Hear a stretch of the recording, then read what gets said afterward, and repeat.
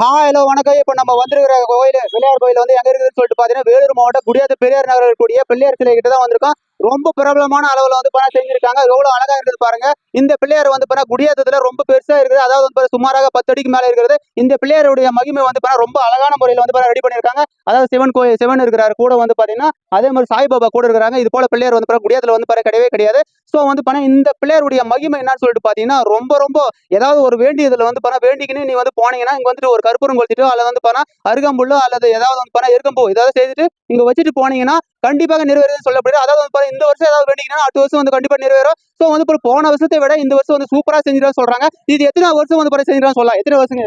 25வது வருஷமா. 25 வருஷம். எப்படி போச்சு இந்த முறை? எப்படி போயிட்டு இருக்குது? நல்லபடியா போயிட்டு இருக்கணும். நல்லா போயிட்டு இருக்கு. போன வருஷத்தை விட இந்த வருஷம் நல்லா இருக்குல்ல? இந்த வருஷம் சிறப்பா போயிட்டு இருக்கணும். சிறப்பா போயிட்டு இருக்கு. எல்லாம் நல்லா கிடைக்கிறது. ஆமா. இந்த பிள்ளையரை பார்த்துட்டு வேண்டிட்டு போனீங்களான்னு சொல்லிட்டு கமெண்ட்ஸ் பண்ணுங்க.